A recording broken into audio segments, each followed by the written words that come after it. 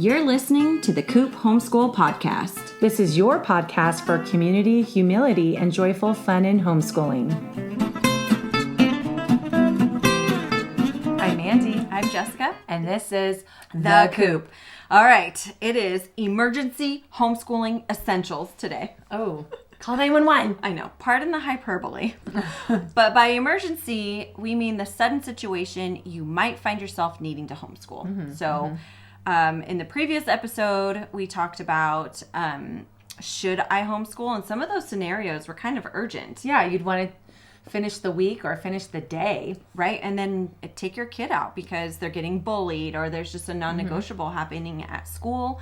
Or maybe you haven't ever had your kid in public school and you were going to and changed your mind and now it's the school year and you're scrambling. I know. I mean, I went to a homeschool conference years ago and almost everybody there were emergency homeschoolers at some point. That's how they started. And and it was literally people working all day long and taking their kids even out of high school being like, oh, we're done. We're done.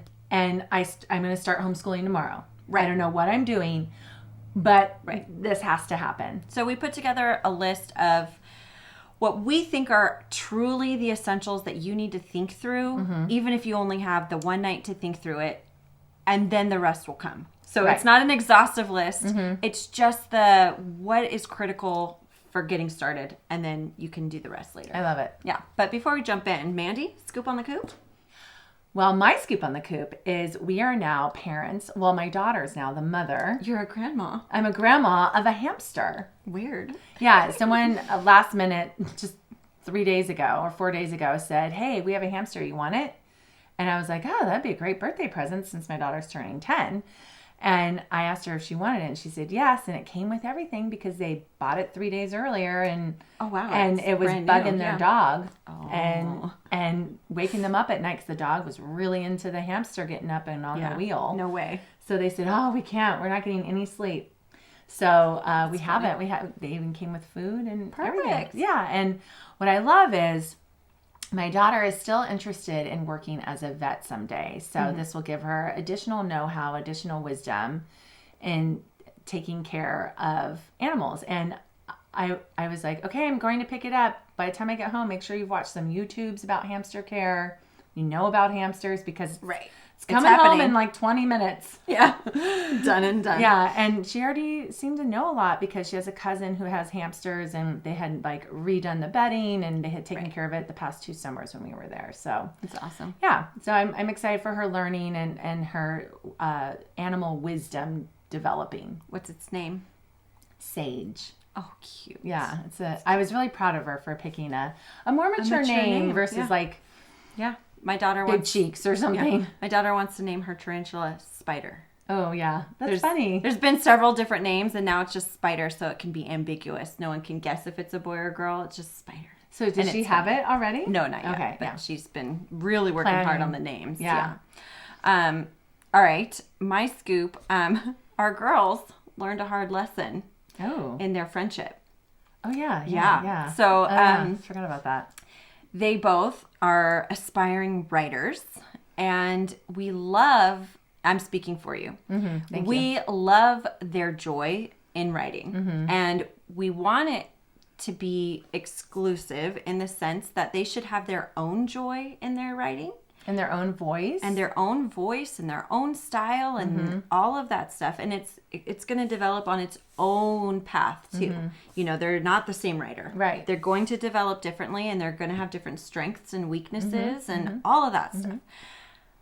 But they really wanted to work together. I know. And instead of sharing their mutual love for writing and just being able to bounce ideas off of each other, because they were 9. You know. They were young, and so they don't know that yet. So they got so excited, they wanted to write series together. And you and I both were like, oh, okay. Yeah. Have fun. Yeah. You know, and it's just goes. so hard because they were both so invested in it and so passionate about it and such strong girls that they couldn't compromise. Yeah, and we didn't expect them to. And they just were critiquing each other without hearing the tone because it's all done on Google Docs, which is great. They've figured out Google Docs. So they're putting in notes in the sidebars and everything, and it's not reading well. And they're both extremely blunt and honest. Yeah. They're like the same person this sometimes. is boring, or this is, I don't know what you mean by this. And and if I say that to my daughter, like, totally. this is kind of boring. I'm feeling a little bored. What could you do? How can you make it more interesting for the reader? Different. But it's different when you're reading it. Right. And it's different when you're just writing the words, I feel bored. Yeah. That just sounds like a straight up, criticism. But you just move on from that. You're just you're thinking they're writing, like how we feel when we read someone else's writing. We're not attached to it. We're not invested in it. And so, like, I do the same thing. I forget that someone put a lot of thought into something like this. Right, they care about this. Yeah. And I remember when my husband would show me his writing, I would immediately do that. I would go through and I would say, no, I don't get this. Why would you? And then he stopped showing me his writing, and I was like, why don't you show me your writing, right? He's like, because you had nothing good to say. Right. And I was like, oh, well, I thought that was a given. Right. I thought you knew I liked your work. Yeah. So now I'm just doing the parts that you didn't catch. Right. So we decided to call it, and I sat the girls down, and, we discussed what I was going to say when I said it to them. And I was just like, girls, we love that you love writing, but it's causing a conflict, and it's not fun for you to have this struggle, and it's unnecessary. We can take away the struggle, we can take away this conflict, and then you can still love writing. You can write whatever you want to write and just love it. I think they both had dreams of being published soon. So then there was this idea sharing problem. I'm like, nuh-uh. We're not worried about any of that stuff. You're going to love your friend and let her write what she wants to write, even if it was a joint idea. Right. I don't care. Yeah. She gets to still love it, and so do you. Yeah. You both. I'm just protecting move yours on from too. that. Yeah. Yeah. It's just time to move on and enjoy writing for yourself. Share what you want to share. But now you have this experience behind you to guide your decision making. And what's so cool about that is this was happening where eventually we got wind of it. Right. But if this was happening outside the home, like in a computer lab every day, we would have had no idea. No. And then our child could have been very emotional coming home from school and things like that. And we wouldn't have been able to figure out what's going on. Or, she finally does have the emotional breakdown about it. Yeah. But we at least knew it was already going on. Yeah. Like the surprise of like, wait, what? You started a book series with somebody? None of it was a surprise for us. Right. And in fact, we had already more gently advised our kids not to work together. Right. Because this wasn't the first time. It was the same conflict and the same stuff. And a year ago, we put the kibosh on their script writing because they were writing a script called Blood Eaters. Oh, I thought it was Blood Girl. It was Blood Eaters based on the a play on words from the Harry Potter people. And it was so we already put the kibosh on that, but that is how they're learning and figuring out and finding their way, and they need guidance. They're 9 years old. Right. And they should. And so what we discussed for ourselves was when it's appropriate, we need to put them through the ability to critique, to teach them how to be a critique partner with somebody. Yeah. Definitely. And it's just hard when you're actually invested in something together. It's just hard, and they don't have the emotional maturity yet to test their friendship with. Right. That. Yeah, and you were saying friendships get ruined over things like this. They do. And we value your friendship. Right. And this is trivial. Yeah. You both should be writers. Stop doing this. You know. Right. Anyway, that was my and then we both pointed out in our own homes, without even knowing it, that J.K. Rowling didn't publish anything from when she was 9 years old. Right. Don't worry. Don't worry. It'll happen for you if you want it to happen, but it doesn't have to be your 9-year-old and stuff. If some shared idea is going to make you some money, we'll talk to your friend about it. Yeah. We'll figure it out. I know. Anyway. Okay. Back to the topic at hand. Are you ready? Uh-huh. So if you find yourself in a situation of needing to pull your child from school and begin homeschooling, we have a list of essentials for you to focus on. So it's going to be a transition either way. But if you're pulling your kid on a Friday and need to start homeschooling on a Monday, we broke it down into the categories that need your attention the most, and then the rest will start to fill in. Excellent. So the first category I have here is administrative. So as much as that sounds like something you could put off, truancy is a real thing. If you're taking your kid out of the public school, it is extremely important to handle that administrative bit quickly. Yeah, I mean, I've sat in on, like, I don't know what we called them. Truancy meetings. Yeah, and a hearing. Yeah, a hearing.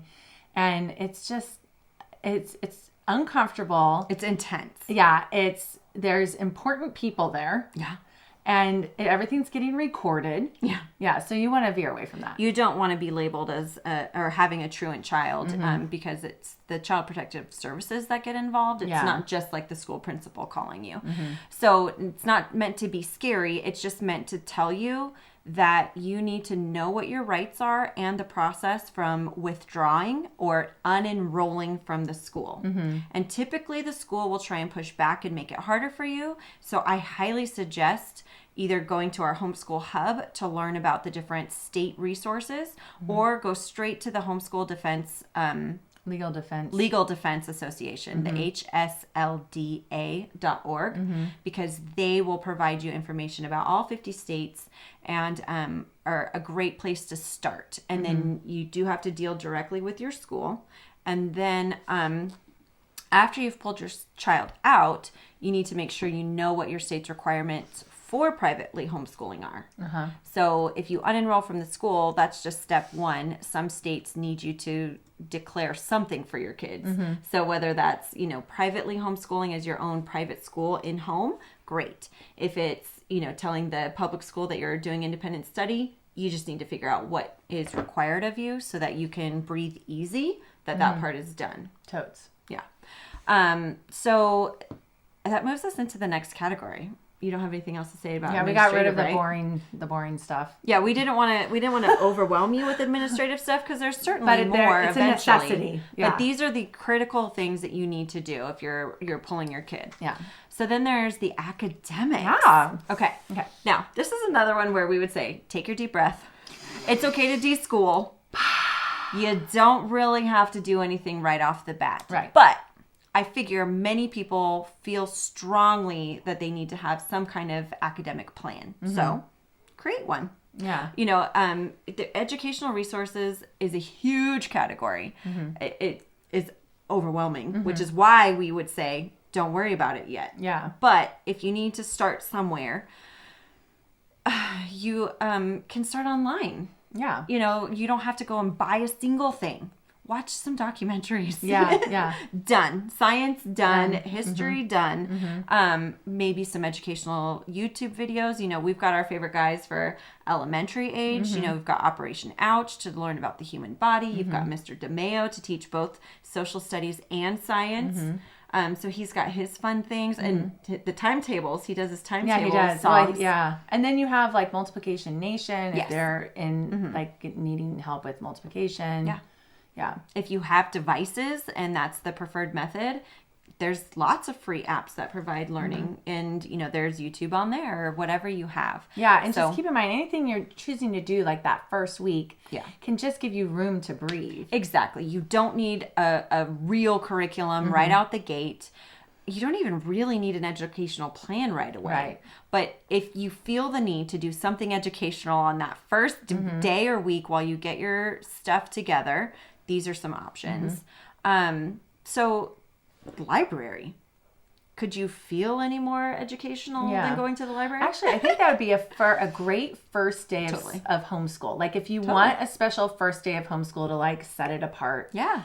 If you go to the library and say, hey, pick out some books and let's read those for the next couple days. Right. And don't forget, the library is not limited to just fun reading books. They have beautiful reference books, the Smithsonian books, or what is it that your kids like? Micah likes the what's gross or world records, Guinness world records. Yeah, and then he likes those kind. And so if that's something your kid is interested in, they're going to pick up all kinds of weird and crazy facts that might fun. be a door opening to a whole study. Right. So ultimately, feeling out what they are interested in is a huge gain to you in learning what you might want to set as an educational plan. So you go to the library. Mandy likes this one. Yeah. And then you get your books. You go to the used part of the library where they're selling it. Or the little Friends of the Library bookstore. Yeah. See if there's anything there. Get the little sheet that says if there's any classes coming up because they have hangouts for high schoolers. They have chess club. They have all that stuff. you could see if there's something fun your kid wants to sign up for, even starting that week, to show them that it's different, to show them life is going to be different, even academically. Right. And you know who's there on a Monday between 9 and 1? Homeschoolers. Yeah. Mm-hmm. So you'll already start meeting people. You can connect with them. I love the idea of just starting off with something easy and different. Yeah. Because it doesn't have to be an adventure. If you really, truly want to keep it centered around education and the idea of continuing school and academics, go to the library. If your child is like, but I'm going to miss out on finishing this study on whales, go get all the books you can about whales at the library. Yeah. Get the documentary DVDs. Get whatever. Yeah. You know, get the they have the National Geographic magazines you can check out. Totally. Like, it's just such a rich place to go and see what they gravitate towards, to customize what you're doing, and you can check things out for free. It's just a free resource. And then afterwards, go get gelato and sit there with your books and have some gelato and some discussion. And that could even be your day. Homeschool done. Yeah. Check. Yeah. But that's why I put it up there as an essential, because if you really are struggling and you just needed to pull that Band-Aid off and bring your kid home, go to the library. Yeah. Just take that deep breath, but know that you have resources. You are not alone. You are not waiting for books in the mail for curriculum that costs you $500. You don't have to do that. And your kid will not get behind taking a week to just lay low. Right. What do you think happens during testing week? Yeah. Yeah. And now you don't even have to do that. Right. But during testing week, they're not really doing much of their other academic studies. And so you know what? It's okay if you let them just do something that interests them. Yeah. Yeah. That's learning too. So that's kind of what I had for academics. Anything else that you think I missed there? We're trying to keep it basic and brief in the sense that we're talking about just the essentials to get you started. And this is just a suggestion. Yeah. I mean, if it's not if you don't have a library near you, then just grab some books and go to Starbucks and sit at Starbucks There's the used and read. bookstore Yeah, too. go to the used bookstore, go to Barnes & Noble. I mean, I just spent 2 hours there on Sunday with our girls. The neighborhood libraries now. Oh, yeah, I mean, there's totally. at least 3 in my neighborhood that I see. You know, go grab a couple books. Yeah, if your child can read, that's the content. That's mostly what they're doing in academics. They're reading what they're supposed to be learning. Right. Absolutely. All right. So then my next category is experiential. So school provides an experience. And so when you bring your kids home, there are some things that are experiential that could be essential for you to do. So this one is easier to accomplish because they're kind of what fits your life and your kids' interests. So for this category, you know, you could go to museums. You know, that's highly educational. Do you want to go to the Natural History Museum? That's an amazing way to spend the day and just see again, you're using this as a tool to observe what your kids like and are interested in, how they take in information, you know, so that you can eventually build a plan. Go to the beach, the park, the hike, go for a hike, play on the playground. Yeah. I don't know how old your kids are. Yeah. You know, but pick what suits them. Yeah. Go to the zoo. I mean, just in case you've never listened to us before, we do live in Southern California. So these references, keep in mind, we live in a really great area with an abundance of museums and everything's within 45 minutes. Yeah. So if you don't have these things close by, you can insert the things that work for you. Right. Go on a road trip. There you go. Don't have a library close by or these options. Go on a little adventure. You know, take 2 hours, a 2-hour road trip each way. You can do that in a day without, you know, getting overwhelmed. People drive that to Disneyland or, you know, to wherever. And you can drive 2 hours. Do your kids like donuts? Right. Because I would even suggest, if you want to show we're going to do something cool and fun and unique because we can now, do the donut road trip. We have a blog about what to do. We've talked about it on our podcast in one of our road trip episodes. And stop off at 3 different donut shops and taste test the 3 donuts and have them make a chart of which ones they liked and what they liked about the 5 senses. Set up a blind taste test for them. Yeah. I mean, and just show them like we can have unique experiences and this is going to be awesome. Because I'm just thinking if the child is grieving the loss of school. Exactly. The experiences might be essential for you. Yeah, this might be and then if they're really excited about not needing to be at school, then you don't have as much of an uphill battle. You really could hang out at home and free play and totally and read some books, Exactly. So design your homeschool plan together. Yeah, like totally. there are some kids who would love that. They're like, what? I can choose what I want to learn? Because we truly believe, because the experts have told us and we see it, that children are natural learners. They're born to learn. That's why they learn to crawl. That's why they learn to walk, because they're trying to learn more. They're trying to belong to their society. That's socialization. They're trying to be a part and to be able to do the next thing. They're always learning. And then as they get older, their interests diversify, and so they're not just learning to crawl. Now you've got the kid who wants to know how the train works. And then you've got the kid who wants to know more about the sea creatures. Help them. Well, I mean, we were studying some California history and about who discovered San Diego. Right. And my son says, what are the top 10 things to do in California? So I was like, let's look it up. Yeah, there's a good list. And actually what's so funny is everyone has their own version. So of course. We're talking about Yosemite. We're talking about Big Sur. We're talking about Santa Cruz. And then other people, and then some are the Redwoods and some are, but they all have their different lists. So then he's hearing about 20 different things in California that there is to do and see. And most of them nature-based. Exactly. And so it was just really cool. Like here's we dove in, and I could have probably gone in deeper, but and then at that point he could say, let's go experience some of these. Right. I want to put these on my list. Yeah. Right. And then you could go do them. Exactly. So some kids are just going to really enjoy that. And we definitely have resources to help you with designing your plan.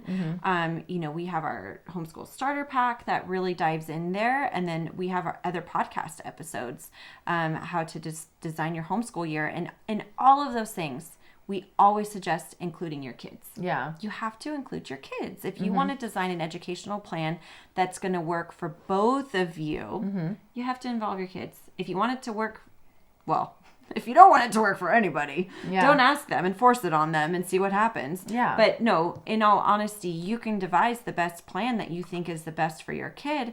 But if they don't love it, it's going to be a battle. And it could be a give and take too. Like if they feel like they have enough voice, like, oh, I want to learn about video games, and then you do dive into learning about video games, then when it comes time to doing their math book and they don't like math, they're more willing to do their math book because they're also learning about things they want to learn about. I agree. I mean, that's how I kind of set it up in my house. What science unit do you want to study this time? Because I'm going to ask you to go through this curriculum with me. And I really want it to be fun for us, but I also want to make sure that it's not the only thing that you're doing. Right. And that was a good compromise for my daughter. She has not, in the 2 months we've been doing the curriculum I've assigned, she's not complained. Yeah. That's great. So, it may not work for every kid, but hopefully there's some ability for that to work for you. Oh, and it's another experiential thing that are in even the smallest towns are escape rooms. Oh, totally. They're totally trending now. And if you're going to like a Wild West escape room, for example, you can say, let's study the Wild West ahead of time because you never know. That might provide us some clues while we're there, what to look for. Know some famous names or cities. And and then you can follow up after too, saying, okay, what did you like in the escape room? Let's look into that. Like you liked the jail cell that we were in. Let's learn about who went to jail and who were the bad guys in the Wild West. The bad guys. Yeah. Sorry. I mean, if you know us at all, you know that we love experiences, and that's a huge benefit to our homeschooling. It's fun for us. It refreshes things. I don't have fun sitting there trying to tell my kid what to do next at a table for hours at a time. It's not fun for me. I don't want to learn that way. I don't think it's fun for her to learn that way. Right. But being able to connect it with experiences, free or otherwise, awesome. I know when we're studying the body, I really wanted to, Las Vegas has the bodies exhibit at the Mirage, not the Mirage, the pyramid one. Luxor.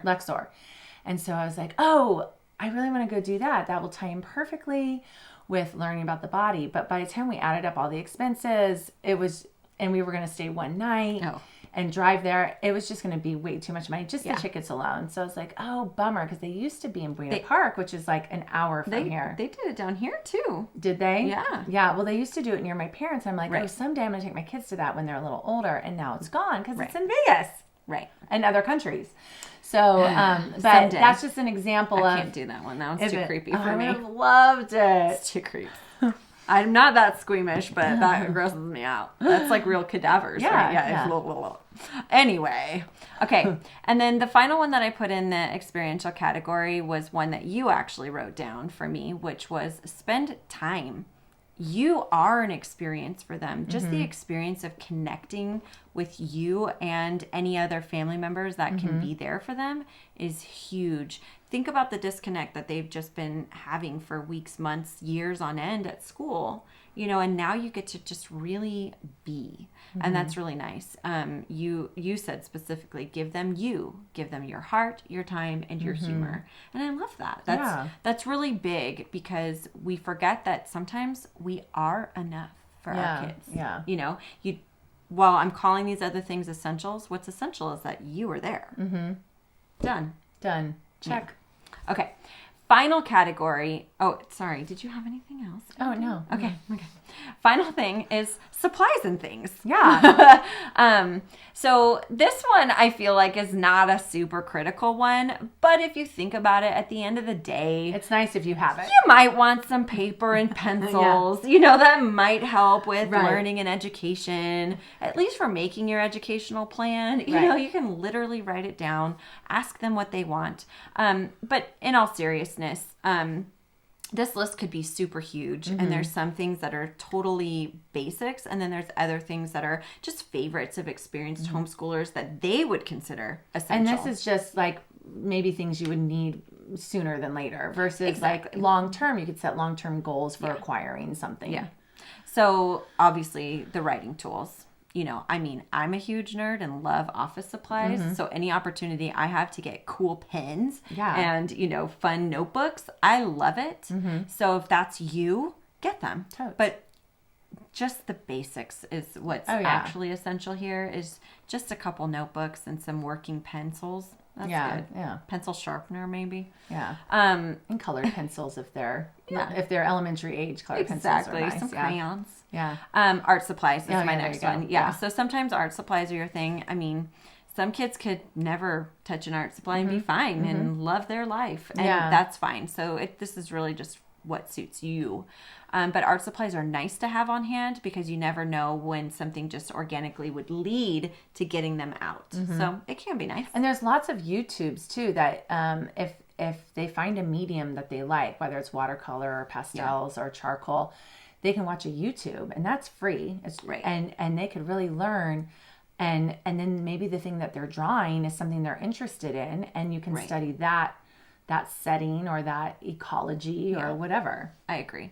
I would say most homeschoolers would really recommend books, books of interest in particular. So things that are subject oriented or that will be a good reading book, like a Charlie and the Chocolate Factory, something like that you would like to even be a part of if necessary. If your kids are younger, picture books that that they'll just want to sit there and look at. We have lots of resources for that. We've got our recommended picture books that we've talked about in the past, and so there's just these ideas of books to have to encourage pleasure reading. I think that's a huge thing that homeschoolers would advocate for is you want the reading to be fun. So what should you have is interesting books. And if they don't want to read themselves or don't know how and you are involved, like you mentioned, they can be set up with slime or Play-Doh or something during it so that they're still listening, they're still hearing the well of words that that will inform them in their writing later on. Right, exactly. So, eventually you may decide you like the audiobooks better, but either way, have books, get books. Yeah. They don't have to cost a lot of money if you don't want them to. Go to that library we already discussed. But just have books available at all times. I just can't talk about enough how in my house, we've always had books in there, but the kids are constantly picking up a book. Yeah, and it's so much joy, and there's so much discussion that can come out of a picture book, no matter the age of your child. If you pick good picture books, like even Elephant Piggy book, My Friend is Sad, you could do a whole discussion of that would involve emotional intelligence about what do you do when a friend is sad? Like, how does it feel when you're sad and a friend helps you? And you could really dive in just on a little picture book. Absolutely. Games. So playing board games, card games, and other highly educational things, they're great for providing fun learning, especially during the transition period, and they're bonding and, those are providing experiences.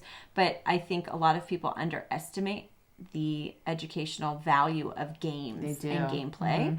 And some people are so into games that there's literally a category called game schooling, and they use games for all their homeschooling or most of their homeschooling. And, while I see why, it's just not my thing. I don't really have an interest in playing games all day, but I love when games can support learning, or when my kids are just interested in something that's fun, that works on math skills or logic skills or whatever it is. Well, yeah, and my daughter was with you all morning, and so I wasn't going to have my other kids sit there and do their math, so we played Rummy Cube for 45 minutes. It's perfect. And my son beat me 3 rounds, and my 7-year-old beat me 1 round. And I literally have been winning like for the past month. Right. And now I'm like, you guys have bypassed me. Like, I've come up with different strategies. Hold on to your tiles, so then when it's your turn, you don't have to draw. You can just lay down another tile. Right. But all these things, and now they've listened and they're doing them, and now they're beating me. And I used to play this all the time in junior high and loved it. And so it's great when your kids beat you at a game that requires skill. Exactly. I love that. Yeah. And so you'll notice that this list is obviously not exhaustive. We didn't talk about a homeschool space because we don't really think that's essential to you being able to bring your kid home and homeschool. Maybe you want one in the future. Fine. But it's not an essential, I don't think.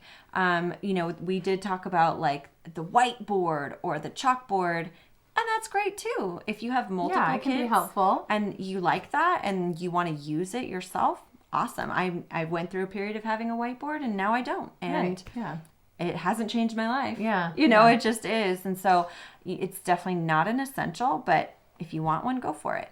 And then the one that I didn't give its own category or even much time to was curriculum. And that was intentional because I think it's really important to make sure that you don't get overwhelmed or impulsively get curriculum that you haven't really researched or know that's going to suit you.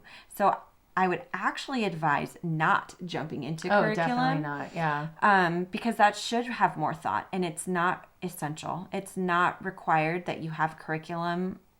Well, in curriculum, it depends how you define it. So if like Sarah McKenzie defines it as content, whatever your content. So it could be games, it could be the docent at the museum.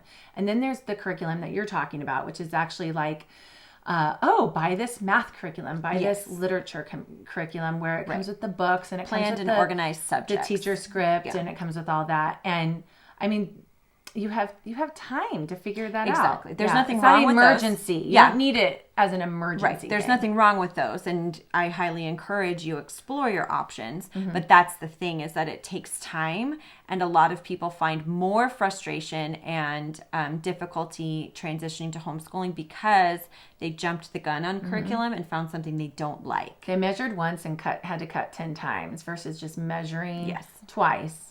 And waiting and asking people and going to a homeschool conference eventually, or asking message boards and what going else? to Rainbow Resources. Now that you say that, I would say an essential that I missed was join a community. Oh yeah, find a network or a community that's going to help you. But you don't even have to do that the first week. No, absolutely not. It's not a requirement, but I do think that that's actually a really important tool for continuing forward.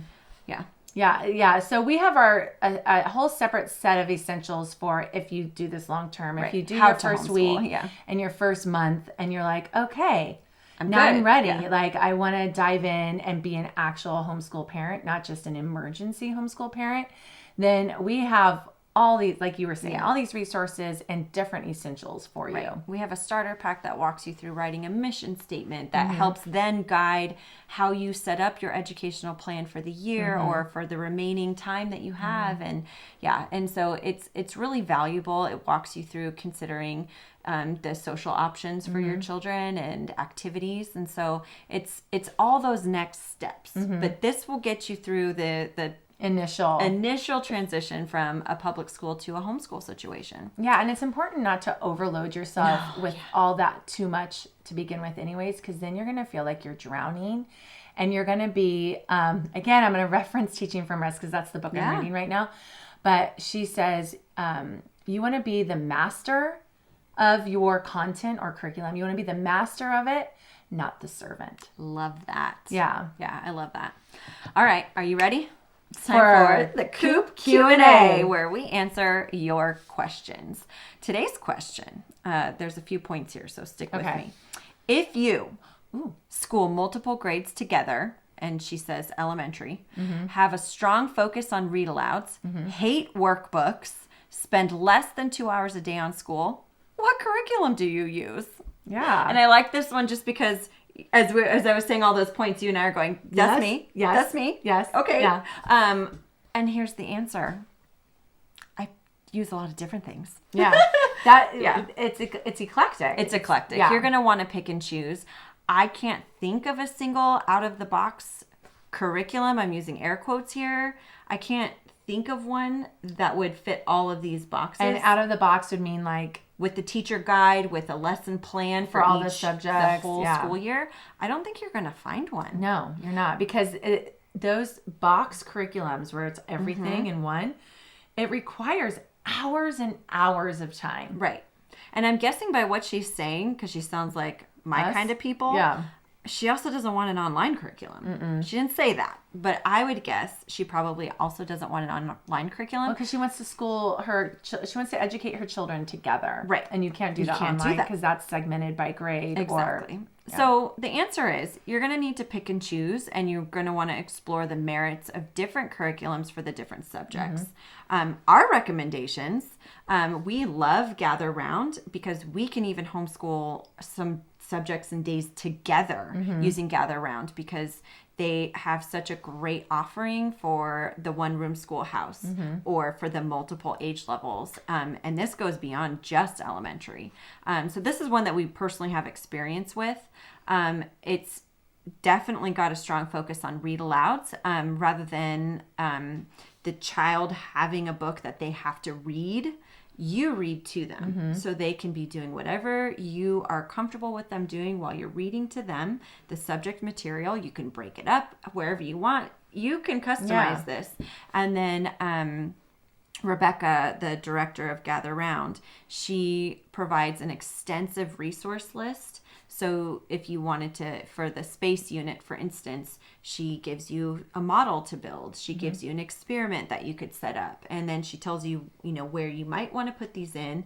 Actually, the model, she recommended painting each of the planets after you studied that planet. So that was kind of a cute way to keep this spread it out ongoing and then be able to put it instead together. of all at once. Yeah. So we didn't do it, but I liked that idea. Well, yeah. And if someone doesn't want work, because she has the student workbook, but you don't need the student workbook to get the content. That what I like about the student workbook though is they don't have to fill it out, but it'll have like the human body, for example, it'll talk about how antibiotics were found. Exactly. And then, I didn't even think about penicillin and all that stuff. So then that could just trigger the parent to be like, let's watch a YouTube about the history of antibiotics. Right. And neither of us value workbooks. Right. I would equate that to busy work. However, we like doing handwriting skills. We like copy work and Bible verses and that kind of thing. And since I do have multiple kids, if I have one person answer without anyone ever writing anything down, then that just kind of took the thinking away from the other kids. So by just saying, what I'll say is after I read them from Gather Round, I'll say, okay, I hope you took notes. Right.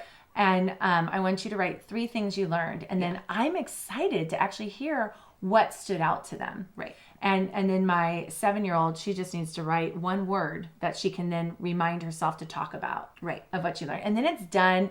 So then when one child starts talking, the other one's not influenced by that child. She already has her answer. Exactly.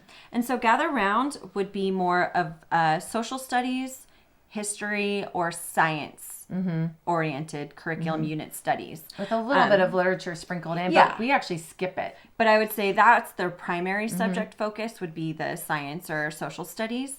My favorites for the other subjects, I love Math UC. The lesson is 10 minutes or less. Oh, yeah. Definitely. And so it doesn't take a lot of time. It is a workbook. You do it in the workbook, but there's an instructional DVD that my daughter really likes. It's hard to do math without a workbook.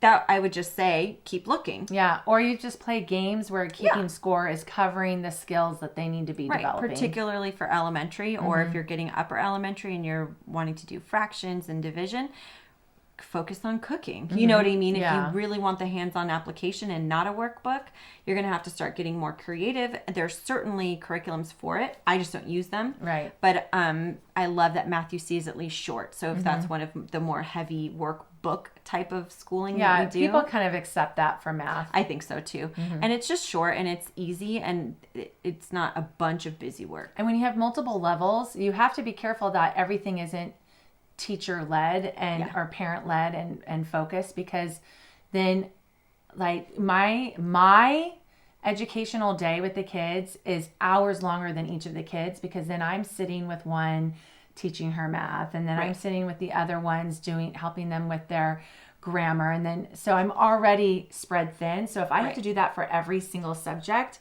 that's like an 8 or 9 hour workday for me to do 2 hours of education. You get no experiences. You need something on their own, and then some things where they can just overlap and sit together. I agree. And then we do spelling UC.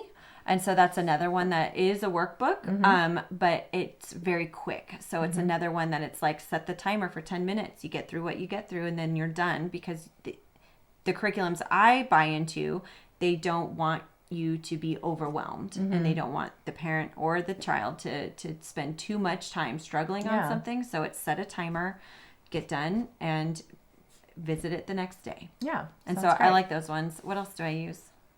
Oh, my history is just another unit study, but it's one that's more robust. And so I chose a literature-based one because I wanted there to be a lot more reading and reading together. So this one is all read aloud. So when you do read alouds, then it is, you can serve all levels because they're listening in some capacity. Exactly. So that's why I chose those things. I feel like I fully agree with her list of wants there, but you're going to have to work hard to find what you want and what works for you. Do you have any other curriculum suggestions that you use that you would recommend to this person? I'm trying to think if I didn't cover them all already. I mean, she might like the subscription kits. Oh, yeah. Like a Kiwi crate. She can level it for what ages or developmental levels her children are. And my older ones can do theirs on their own. And then you can sit with the youngest. And then when they show each other theirs, they're actually learning the science lesson that kit is teaching them. So my kids will usually have 2 of them will match and 1 of them will be different depending on what it is. And so the 2 that match will work together on it, whether it's the girls or my son and my daughter. And then the other ones are interested in it. Like the spin art was my son, so the girls were really interested in it. And then the girls made like a street sweeper that literally rotated and picked up cotton balls and stuff like that. And so then my son was watching that and wanting to play with it too and seeing how it worked. And that's something they're doing, they're learning.